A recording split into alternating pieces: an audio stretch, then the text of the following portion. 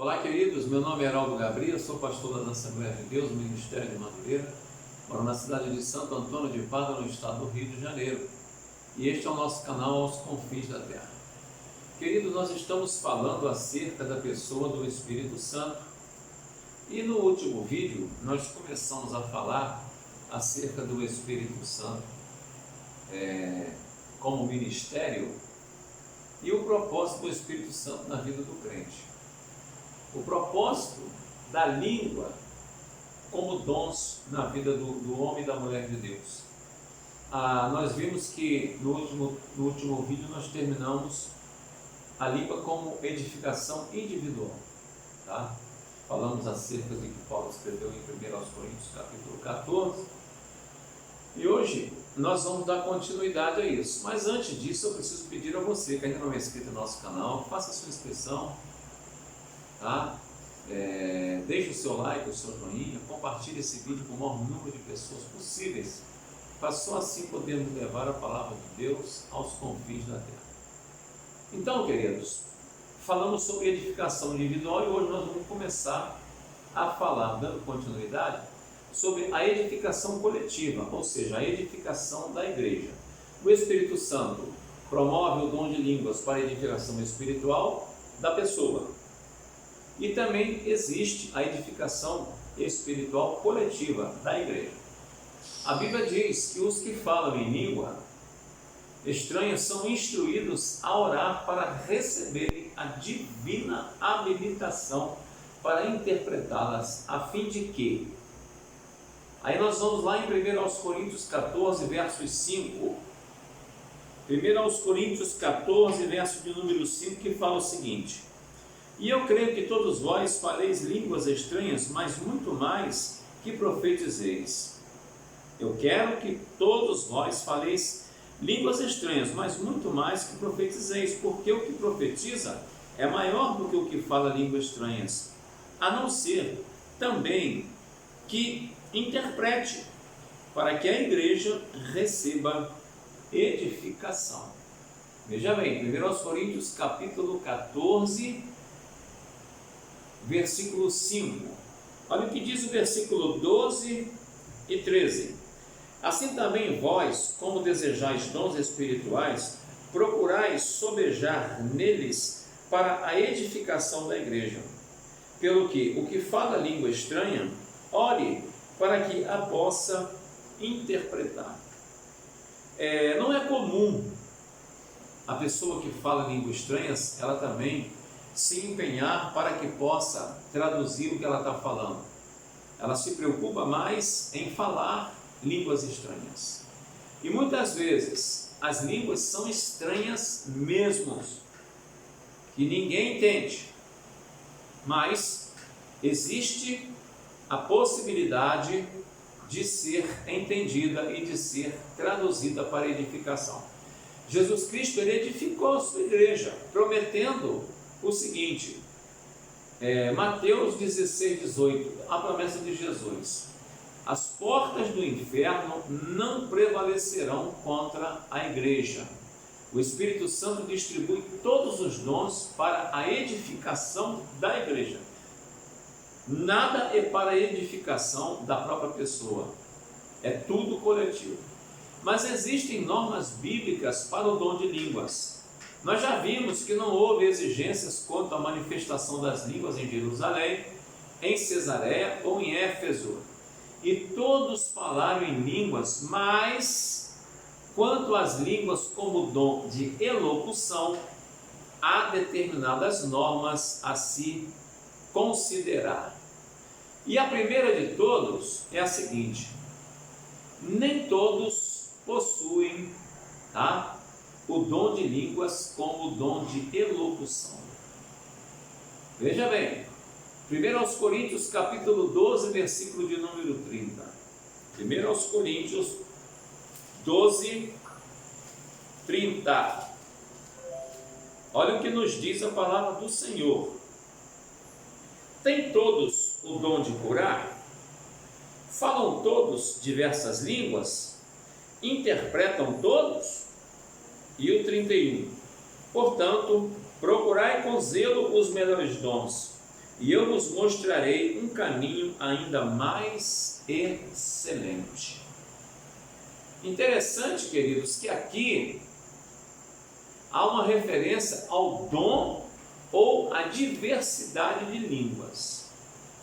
Outra característica também a ser seguida, outra condição, digamos entre aspas, que o dom de línguas ele deve ser seguido, o dom de línguas deve ser seguido de interpretação. Nós já vimos capítulo 14 de 1 Coríntios, versos 13 ao 26, o que fala em outras línguas, ore para que possa interpretar. Um fala em línguas e ainda outro interpreta. Seja tudo feito para edificação. Versos 14, capítulo 14 de 1 Coríntios, até o verso de número 26. Daí a entendermos que não seria correto uma pessoa ficar falando línguas em voz alta na igreja, se não há quem a interprete. Mas pastor, as igrejas que eu frequento, principalmente as pentecostais, as pessoas falam em língua, começam a falar. Queridos, eu não posso tapar a boca de ninguém, eu não posso dar educação a ninguém. Porém, vamos convir uma coisa, vamos fazer uma pequena análise aqui. Digamos que chegou o momento da palavra. O momento final do culto é o momento da palavra.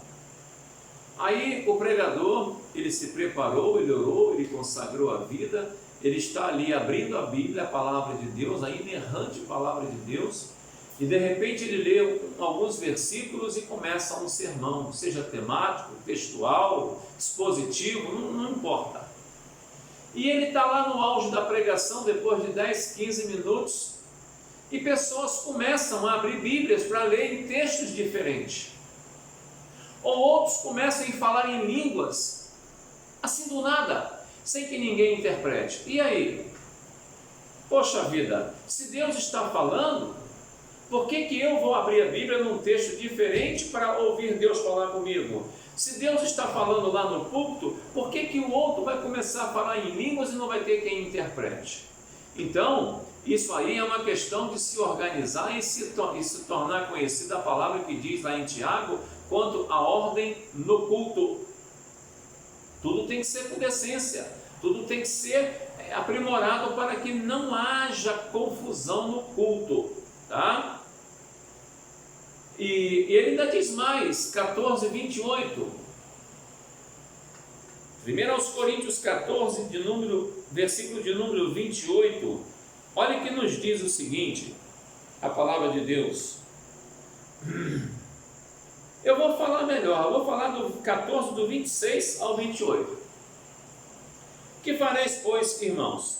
Quando vos ajuntais, cada um de vós tem salmo, tem doutrina, tem revelação, tem língua, tem interpretação, faça-se tudo para a edificação. Verso 27.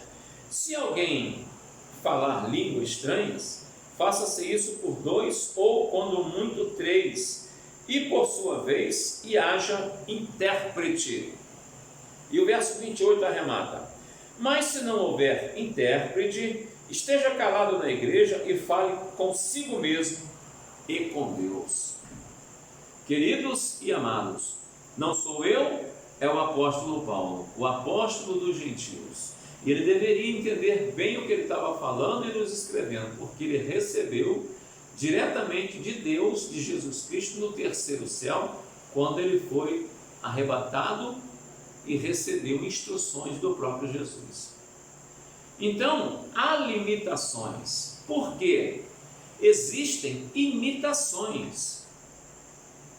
Existem imitações. Veja bem, 1 Coríntios 14, 27 nos diz o seguinte: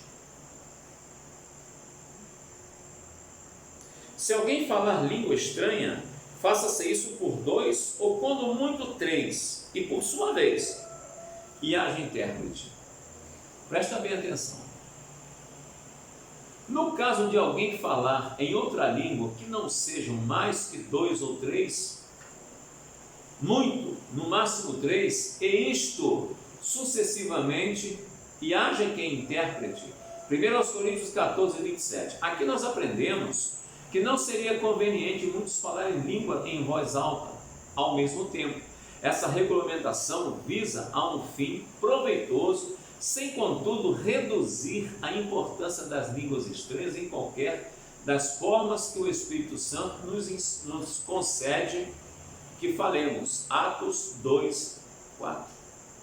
Queridos e amados, nós podemos concluir com isso tudo que muitas pessoas, muitas, não são poucas, se deixam levar por coisas factuosas, por coisas fantasiosas. Pastor, mas como assim? Olha, eu não sei o que você está entendendo com o que eu estou falando. Eu só quero dizer para você o seguinte: se não houver quem interprete, não adianta continuar falando em línguas. Que proveito eu teria de sair daqui, que nem nós moramos em Portugal, uma ocasião, um casal de pessoas lá de Luxemburgo nos pararam. Nós estávamos caminhando, eu e minha esposa, numa localidade de nome Valado dos Frades, e eles nos pararam com um motorhome, aqui nós chamamos de caravana, aqui motorhome, né? E perguntaram para nós em inglês aonde ficava um mercado lá que eu não me recordo o nome. Eu entendi alguma coisa e indiquei que eles seguissem em frente.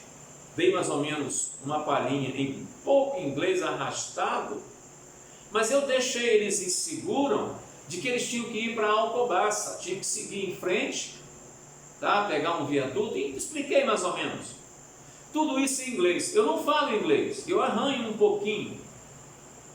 Mas imagine se eu continuasse conversando com eles, se eles descessem do carro e quisessem conversar comigo em inglês. Eles iam falar e eu não ia entender nada. Eu ia entender talvez 10% do que eles falassem. Por quê? Porque não tinha como interpretar o que eles estavam falando. A mesma coisa são as línguas estranhas. Eu posso falar em línguas estranhas? Posso. Mas eu tenho que saber o momento certo. Se está havendo uma pregação e eu quero falar língua estranha, eu falo baixinho. Porque eu estou falando com Deus, eu não estou falando com a igreja. Agora, se for para interpretar, eu pronuncio uma palavra e fico na minha, uma frase. Se alguém levantar e interpretar, eu continuo, senão eu me calo ou falo para mim mesmo, porque eu estou edificando a mim próprio. Então é preciso que haja uma certa decência e ordem no culto, para que não tumultue. E muitas pessoas têm se prevalecido disso, movimentos têm se levantado para poder macular o falar em línguas. Falar em línguas é muito importante.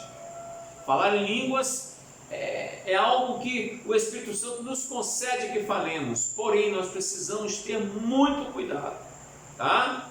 Muito cuidado. No dia de Pentecostes, todos os 120 falaram em línguas ao mesmo tempo. Em Cesareia também houve uma pluralidade de pessoas que falaram em línguas estranhas, como indica o pronome os neste trecho, que diz: pois os ouviam falando em línguas. Então não era uma pessoa só. Atos 10, 46. Estes casos são diferentes do dom de línguas mencionado em 1 Coríntios capítulo 14, que está sujeito a restrições. São poderosos, todos eles, mas nós não podemos explicar esta aparente contradição entre o ensinamento e a prática apostólica, a menos que admitamos a distinção entre as duas fases das línguas. Certamente, o Espírito Santo não inspiraria, nem determinaria uma norma em Atos para depois reprová-la em 1 Coríntios. Portanto, meus queridos, o falar em línguas é lícito, o falar em línguas é do Espírito Santo, porém nós temos que submeter de acordo com a palavra de Deus. Precisamos entender que o Espírito Santo está na terra, que o momento é da graça, e ele está nos ensinando, nos convencendo do pecado, da justiça e do juízo. Eu creio nessa palavra. E você, pode crer?